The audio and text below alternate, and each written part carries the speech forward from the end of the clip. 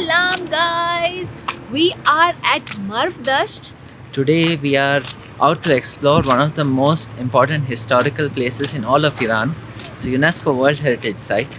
And the main reason we came here was because people said it's a lot like Egypt, Yep. but often so overlooked because it's in Iran.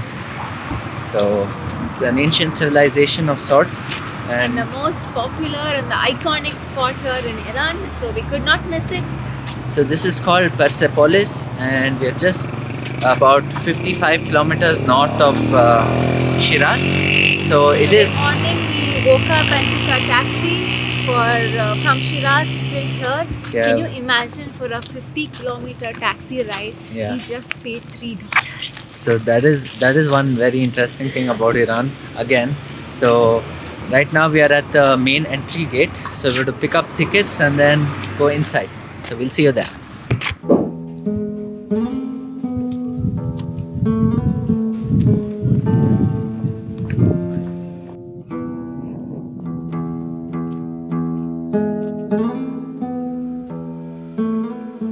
So we have just entered Persepolis, and we just learned that Persepolis is actually a Greek name. It means city of the Persians, Perse and Polis. In Greek, Polis means city, and this is the name given by the Greeks much later on. But this city or this citadel actually dates back to 500 BC. Yeah. So that makes it 2,500 years old.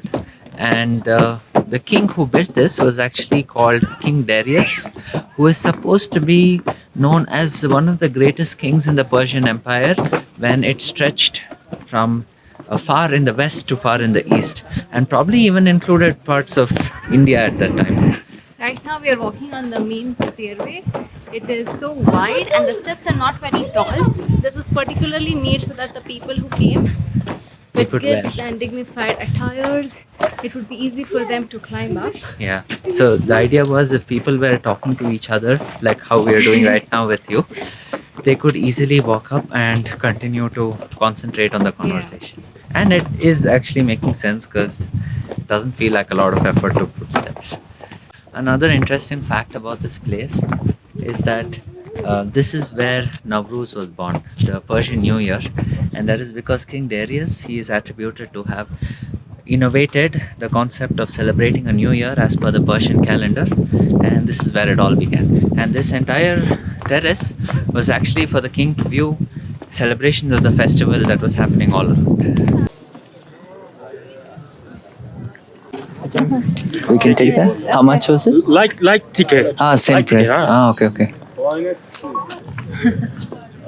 That was fun. Like when you see through it, you can see actually how it would have looked if it was For one completed horse. For 1 horse, like that ticket. 1 minute. okay. That's a ticket for it. What did you see?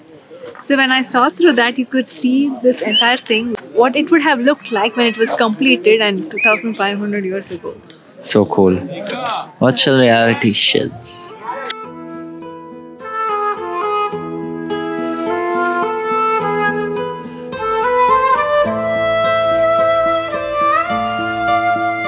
There are 2 gates and they have restored it as much as possible from the fragments which were remained.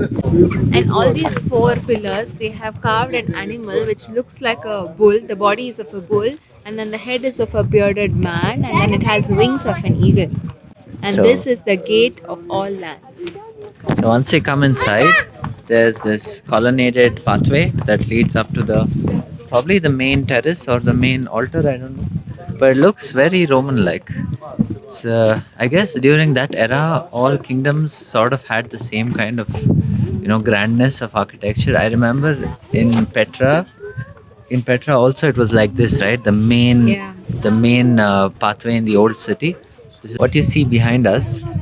This eagle is actually called as Homa, the eagle griffin as it is. It's basically a large statue of an eagle, one single statue with an eagle head on both sides. And this eagle is considered to be one of the most auspicious birds in Persian culture. That today it is even the national emblem of the Iranian airline, which is Iran Air, I think. Yeah. And right now we have just figured out from this board here that The eagles actually were not supposed to be a part of any of this structure. Apparently, they were abandoned, and then they've just been put up on a pedestal so it doesn't get damaged This by water. They say that either the statues were defective or the taste of the architect who was constructing this, his taste changed and he decided not to use these statues. But it definitely looks incredible because it's very detailed. And on that side, you can actually see like a amphitheater to overlook the main attraction here, which is the 100 column hall. Yeah. That's the one on this side.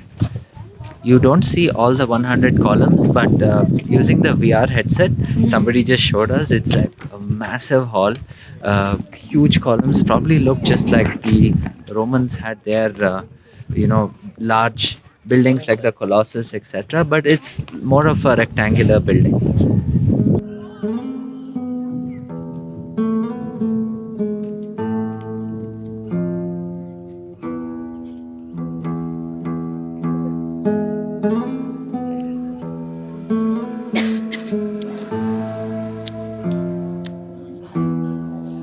Because why?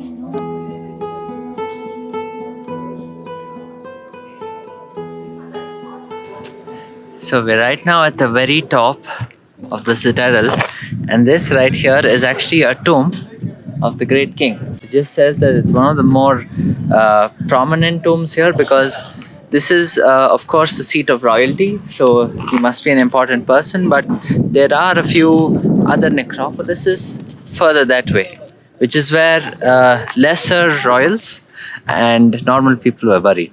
But this tomb is pretty incredible because it looks just like the ones we saw in Petra. Yeah. Has a lot of hieroglyphics on the walls. Reminds me of our time in Egypt. Even there you can see Yeah. similar kind of carvings. It looks nice. So I guess it's because of the color that it's sandstone that everything looks similar to other cities in the Middle East where you find such ancient relics.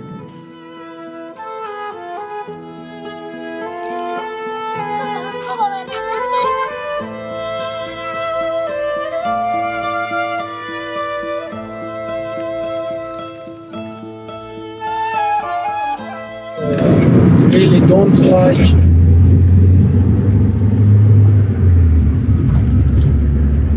Going back to Shiraz.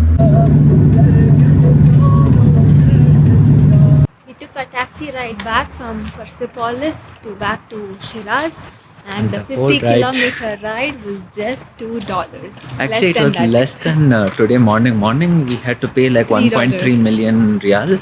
Now it was like 950 or so, which is 158 Indian rupees. We also picked up some snacks and yogurt. We're gonna go back and make some curd rice, and we're gonna have it with chips. So this food, also that entire bag that you see there cost about 95, $2. 9.5. Yeah. Yeah. I mean to say this bag and the taxi ride for 1 hour was the same cost. It's crazy. Yeah. And a few other things that we just learned. In Iran, everything is incredibly cheap except for housing and cars. So housing, the prices are very similar to what it is back home in India, and to that matter of fact, even in other countries. A typical 2-bedroom or 3-bedroom house, not a big one, would cost somewhere around 100,000 to 120,000 US dollars. Not necessarily in the city center. So I think that sounds like a fair price we've heard pretty much everywhere. But it's surprisingly expensive for a country like Iran where everything else is so cheap. And cars, right? I think we've spoken about this in our previous videos, but a car like this, Peugeot 400 series, costs around $12,000 to $15,000. So in Indian rupees, that's around 12 lakh. And that definitely makes the car more expensive for what like value it provides. Of course, he did say the cheapest car is the Saipa one, the one which we typically see in taxis, and they're incredibly like cheap and very unsafe. And while as Navneet has just spoken about cars, all the girls out there, I just inquired how much a gel nail, getting a gel nail costs here. It's only about $3 to $4. We all know about fuel. We've talked about it in our last video of how cheap it is. But we also learned a little bit about what it costs to buy water and electricity.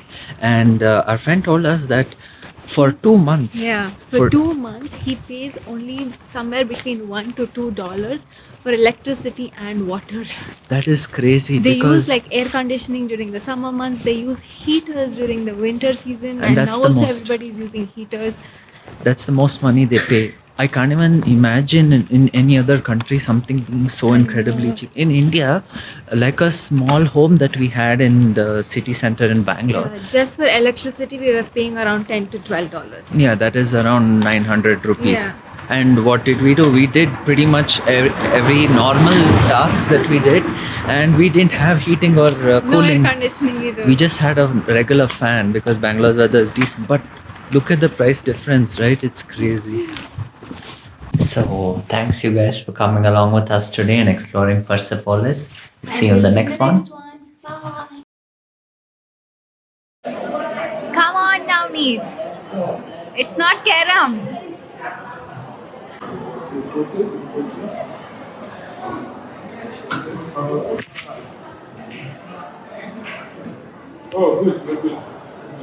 Yay! Now we are having a fruit party. He says, "You are invited to my marriage." Okay. Uh-huh.